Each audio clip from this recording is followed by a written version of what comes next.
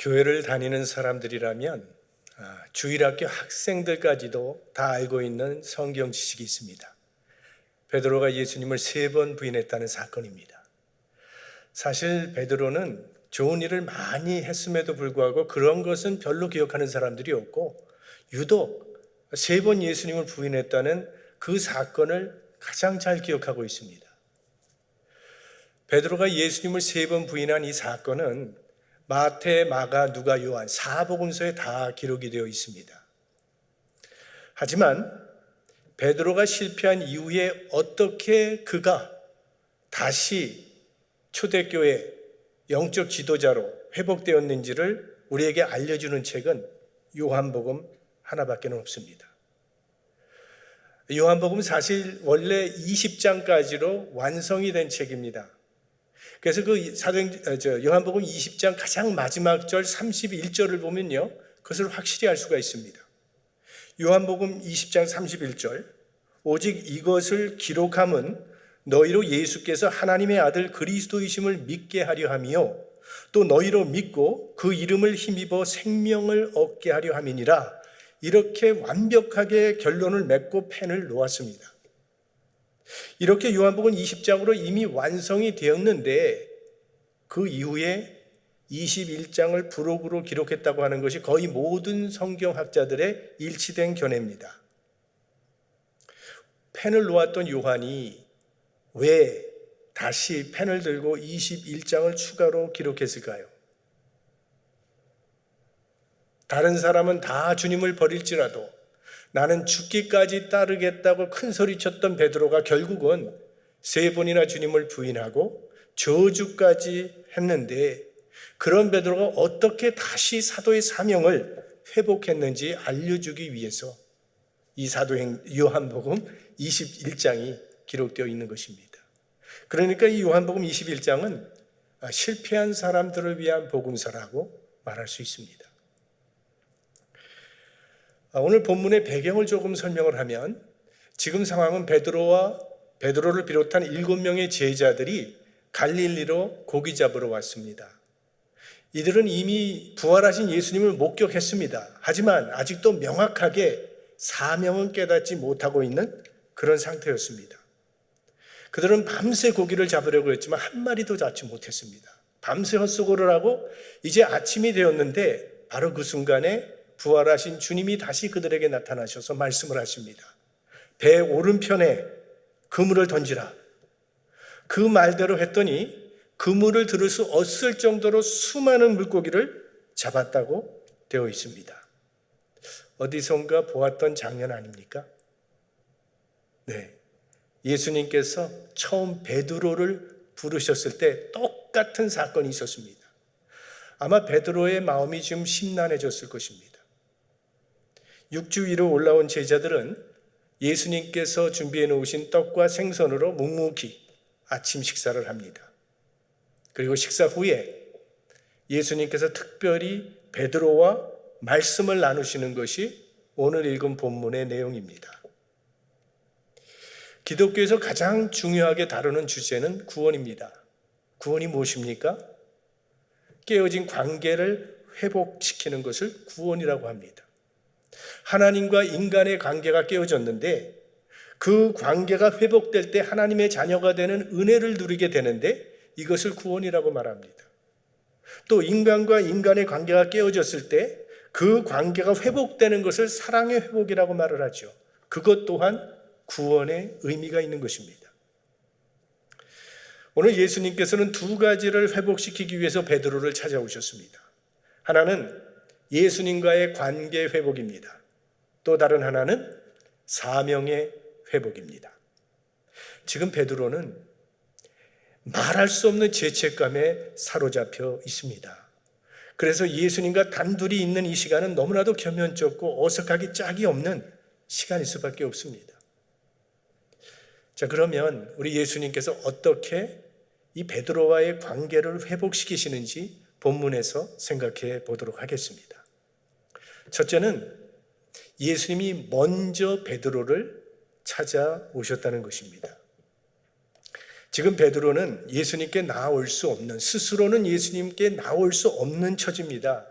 예수님을 3번이나 모른다고 부인을 했으니 그가 무슨 체면으로 다시 제자가 되겠다고 나설 수 있겠습니까? 그래서 예수님이 베드로를 찾아오시는 것입니다. 예수님은 실패한 사람들을 찾아오시고 넘어진 사람을 일으켜 세워주시고 새 힘을 주시며 회복시켜 주시는 분이라는 것입니다. 사실 예수님께서 이 세상에 오신 이유가 바로 이 때문에 오신 것입니다. 종종 신앙생활 거꾸로 하는 사람들이 있죠. 제가 대학 청년을 담당하고 있을 때에 잘 나오던 청년인데 모습이 잘 보이질 않아요. 그래서 왜 요즘에 무슨 일이 있느냐고 물었습니다. 그랬더니 아이고 지금은 예수님 보기가 너무 미안해요. 제가 좀 이런 문제 좀 해결하면 그때부터 다시 나갈게요. 이것은 내가 지금 몸이 아프니까 좀 나으면 병원에 가겠다고 하는 말과 같은 것입니다. 우리 예수님께서 이렇게 말씀하셨어요. 건강한 자에게는 의원이 쓸데없고 병든 자에게라야 있나니 내가 의인을 부르러 온 것이 아니라 죄인을 부르러 왔노라. 이 말씀은요, 처음 예수 믿을 때만 필요한 말씀이 아닙니다. 이건 일생 늘 우리가 기억하고 붙들어야 되는 말씀입니다. 여러분 아마 존 덴버라고 하는 컨트리 싱어 기억하실 겁니다. 수많은 히트곡을 냈죠. 그 히트곡 중에 하나가 애니송이라는 애니의 곡이라고 하는 노래가 있습니다. 존 덴버는 그의 칼리지, 캠퍼스 커플이었던 애니와 결혼을 하게 되는데 그 사랑하는 아내 애니를 위해서 애니송을 만들어서 불렀고 그것이 전 세계 차트 넘버 1으로 올라갔습니다. 그 가사가 기가 막힙니다. 이런 말이 나와요. 당신 옆에 눕고 싶습니다. 언제나 당신 곁에 있고 싶습니다. 당신의 팔에 안겨 숨을 거두고 싶습니다. 그래서 이 애니송은 결혼 축가로 많이 불려졌던 노래입니다. 그런데 이 부부가 이혼을 했습니다. 이것이 인간입니다. 우리 인간은 연약한 존재라는 거 하나님이 잘 알고 있습니다. 우리는 유혹에 빠질 수밖에 없고 우리가 넘어진다는 것도 하나님은 알고 계십니다. 그러니 죄 때문에 숨거나 도망가지 말고 그 모습 그대로 하나님 앞으로 나오라는 것입니다. 실수해도 괜찮고 넘어져도 괜찮으니까 그 모습 그대로 하나님의 은혜의 보좌 앞으로 나오라고 말씀하십니다.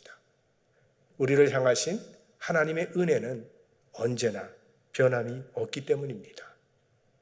우리가 하나님의 말씀에 순종하며 신앙생활 잘할 때도 물론 우리는 하나님의 은혜 안에 있지만 우리가 죄로 말미암아 부끄러운 모습으로 나올 때도 우리를 향한 하나님의 은혜는 변함이 없다고 하는 사실을 기억해야 합니다. 우리가 아직 죄인 되었을 때에 그리스도께서 우리를 위하여 죽으셨다는 그 사실을 기억하라는 것입니다. 사도 바울이요, 갈라디아 교인들을 향해서 이렇게 책망을 하는 이야기가 나옵니다.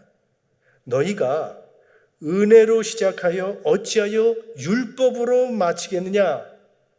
갈라디아 교인들이 처음 예수님을 믿을 땐 은혜로 받아들였다는 겁니다. 그래서 하나님의 자녀가 된 것이죠. 그런데 구원받은 후로는 자신들의 의와 행위로 하나님의 은혜를 받아내는 것이라고 생각했다는 거예요. 그래서 바울의 책망을 받은 것입니다. 기독교는요, 처음부터 마지막까지 은혜의 종교입니다. 예수 믿기 전이나 예수 믿은 후나 우리가 하나님 앞에 나올 수 있는 유일한 근거는 예수 그리스도의 십자가의 은혜 때문입니다. 우리의 의나 선행으로 하나님의 인정을 받아내는 것이 아니라는 거예요. 십자가는 예수 믿을 때 딱 한 번만 필요한 것이 아니라는 겁니다. 우리 그리스도인들은 평생 십자가를 의지하고 살아가는 사람들입니다. 십자가를 앞세우며 살아가는 사람들입니다. 성도 여러분, 날마다 이 십자가의 은혜로 말미암아 비긴 어게인 하는 성도님들이 되시길 바랍니다.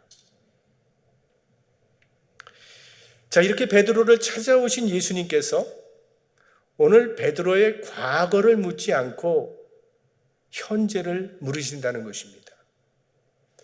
오늘 예수님께서 베드로를 부르시는 호칭이 좀 특이하지요. 요한의 아들 시몬아라고 부르십니다. 이 시몬은 베드로의 본명이죠. 베드로라고 하는 이름은 예수님께서 지어주신 새 이름, 반석이라는 뜻을 갖고 있는 새 이름입니다. 예수님은 그동안 늘 베드로라고 부르셨는데 왜 지금 이 시간에는 시몬이라고 부르시는 것일까요? 그가 옛사람으로 돌아가 버렸기 때문입니다. 반석인 베드로의 모습을 잃어버렸기 때문이죠. 하나님께서 야곱에게도 새 이름을 주셨어요. 이스라엘이라. 그러나 그 이후에도 종종 야곱이라는 이름이 등장을 합니다. 언제? 그가 과거로 돌아갈 때마다 야곱아라는 이름이 등장합니다. 하나님께서 우리에게도 새 이름을 주셨습니다. 하나님의 자녀라, 하나님의 백성이라. 하지만 우리 역시 이 세 사람과 옛사람 사이를 왔다 갔다 하는 나약함이 있지 않습니까? 그래서 오늘 예수님께서 베드로를 시몬이라 부르신 것입니다. 그러나 한 가지 중요한 것이 있습니다. 시몬이라고 부르셨지만 그의 과거를 들추어내고 묻지는 않으셨다는 것입니다. 야, 시몬아, 내가 얼마나 조심하라고 했느냐? 기도하라고 할 때 기도하지 않고 졸고 있더니만 이 어린 여인 앞에서, 여자아이 앞에서 이게 무슨 꼴이냐? 따끔하게 한마디 하실 수도 있었을 거예요. 그러나 예수님께서는 베드로의 아픈 곳을 찌르지 않습니다. 이것이 사랑입니다. 본인도 미안해서 어쩔 줄 모르고 있는데 또 찌르는 것은 사랑이 아닙니다. 우리들은 종종 교육적이라고 하는 그런 핑계하에 다른 사람들의 아픈 부분들을 찔러가면서 고치겠다고 하는데 그래서 절대 고쳐지지 않습니다. 예수님의 방법은 남이 아파하는 부분, 남이 부끄러워서 가리고 싶어하는 그 부분은 그대로 덮어주십니다. 무화과 나무 잎으로 벌거벗은 몸을 가리웠던 인간에게 가죽 옷을 입혀주시는 것이 하나님 아버지의 마음이라는 것입니다. 성경은 인간관계의 회복도 구원의 영역이라고 가르치고 있는데 이 인간관계의 회복을 위해서는요, 방법이 필요합니다. 그 방법을 우리에게 잘 보여주시는 비유가 바로 탕자의 비유예요. 자, 그 탕자는 아버지의 재산을 탕진하고 아버지의 마음을 몹시 괴롭힌 죄인입니다. 그러나 그 탕자가 돌아왔을 때 그 아버지는 그의 과거를 묻지 아니하고 돌아온 이 현재를 귀하게 여기기 때문에 그 아들의 구원이 이루어졌던 것입니다. 만약에 탕자가 돌아왔을 때 그 아버지가 이 아들의 과거를 물어봤다면 말 안 듣고 나가더니 무슨 꼴이냐 이게. 그래 너 잘못했다고 하는데 도대체 뭐를 잘못했다는 것인지 네 입으로 한번 얘기해 봐라. 그랬다면 탕자가 어떻게 나왔겠습니까? 아마 그래요, 나 죄인이에요. 그래서 내가 아버지가 아들이 아니라 종으로 살겠다고 하잖아요. 앞으로 절대 아버지 신세 질 일은 없을 테니까 염려 붙들어 마세요. 아마 이렇게 나왔을지도 모릅니다. 과거 때문에 현재를 어렵게 하는 것은 현명하지 못한 일입니다. 우리 한국 연동교회의 제1대 담임 목사였던 제임스 게일 선교사가 한국 남자와 한국 여자와의 관계를 연구했는데 이런 결론을 내렸습니다. 한국 남자들은 부부 관계에 있어서 현재보다 과거를 더 중요하게 생각한다는 것입니다. 그래서 현재 행복하게 잘 살다가도 아내의 과거가 드러나면 즉시 그 행복한 현재를 팽개쳐 버리는 과거 집착형 남성들이다, 이렇게 말했습니다. 한편 여성들은 남편의 과거가 어떠하든지 현재 행복하면 문제를 삼지 않는 현재형 여성들이다, 이렇게 말을 했습니다. 이 인간관계의 회복은 괴로운 과거를 자꾸 들추어내면 더 나빠질 뿐이지 아무런 효과가 없습니다. 하나님도 묻지 않겠다고 하는 과거는 묻지도 말 것이요 알려고 하지도 말아야 합니다. 지금 베드로는 매우 괴로운 심정으로 예수님을 대면하고 있습니다. 쥐구멍이라도 있으면 들어가고 싶은 심정이에요. 너무나 큰 잘못을 저질렀기 때문에 부활하신 예수님을 목격했음에도 불구하고 그는 사도직을 포기해버리고 지금 고기 잡으러 떠났던 것입니다. 그런 베드로의 부끄러운 과거를 오늘 예수님은 다시 묻지 않으십니다. 그걸 찌르지 않는다는 거예요. 오직 현재를 물어보십니다.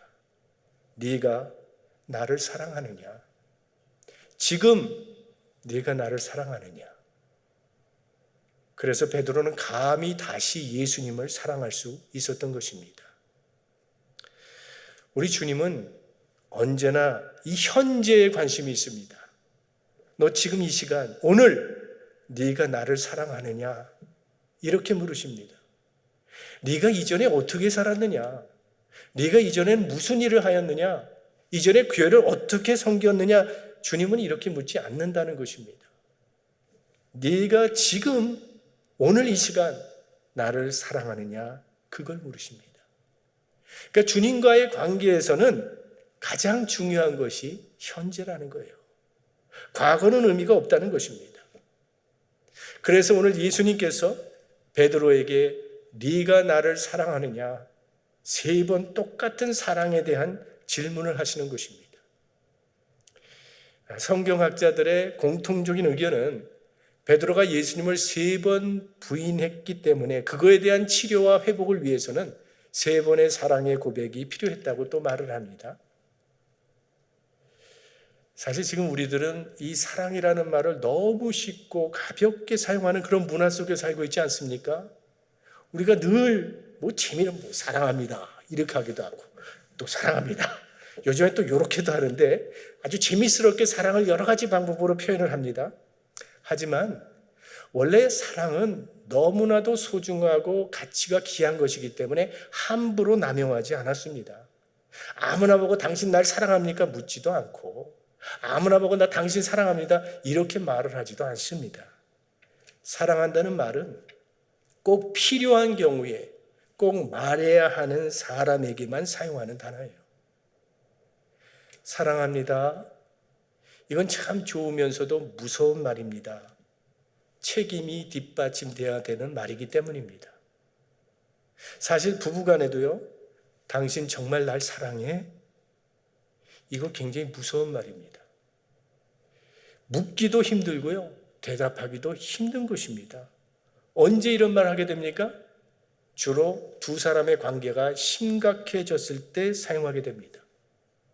이런 말은 그 질문과 대답에 따라서 관계가 회복되는 축복이 올 수도 있고 잘못되면 끝장이 날 수도 있는 심각한 말입니다.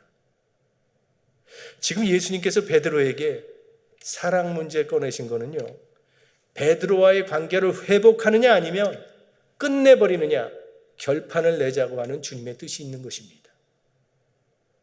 베드로야, 너는 듣기가 매우 불편하고 괴롭겠지만 그래도 나는 이 문제를 반드시 해결해야 되겠다. 네가 나를 사랑하느냐? 이것은 모든 문제의 해결점이 결국은 사랑이라는 것을 우리에게 가르쳐 주는 말씀이기도 합니다. 어느 부부가 아이를 낳습니다. 그런데 얼마 못 가서 이 아이가 죽어버렸습니다. 서로 마음을 아파하며 이럭저럭 살아가다가 결혼 10년 만에 결국 헤어지기로 했습니다. 그래서 살림을 나누게 되는데 살림을 정리하다가 저 옷장 구석에 10년 전에 죽은 아이의 사진을 발견하게 됐습니다. 두 사람 다 이 사진 앞에서 아무 말도 할 수 없었습니다. 그러나 생각은 10년 전으로 돌아갔어요. 그렇게 사랑해서 결혼을 했고 아이를 낳아서 기뻐하다가 이 아이가 죽었기 때문에 슬퍼하면서 서로를 위로하던 그때가 생각났습니다. 그러다가 누가 먼저랄 것도 없이 다시 합쳐서 새로 시작했다고 합니다. 첫사랑의 마음으로 돌아가면 어떤 문제도 해결이 가능합니다. 사랑이 식으니까 문제가 되는 것이지 사랑하는 마음만 변치 않는다면 문제될 것이 없다는 것입니다. 결국 모든 것의 원초적인 능력은 이 사랑이에요. 학문을 사랑한 소크라테스가 철학을 가르쳐 주었고, 과학을 사랑한 에디슨 때문에 우리는 이렇게 편리한 삶을 살아가고 있는 것입니다. 음악을 사랑했던 베토벤 때문에 환희의 찬가를 우리는 듣고 있고, 산을 사랑하는 사람들이 정상을 정복하고 바다를 사랑하는 사람들이 오대양을 누비며 다니고 있는 것입니다. 사랑은 모든 문제를 해결해 주는 힘이며 창조의 능력이 되는 것이죠. 세상에서 가장 강한 능력, 그거는 사랑입니다. 만일 여러분들이 어떤 일이 있어서 아주 어린 자녀만을 남겨두고 먼저 세상을 떠나야 되는 상황이 생겼다고 한번 가정해 보십시오. 여러분의 그 어린 자녀들을 과연 누구에게 맡기시겠습니까? 교육학을 전공한 교육학 박사에게 아이를 맡기면 마음이 놓이시겠습니까? 아니면 의식주는 전혀 걱정할 필요가 없는 돈 많은 친척에게 그 아이를 맡기면 마음이 편안하시겠습니까?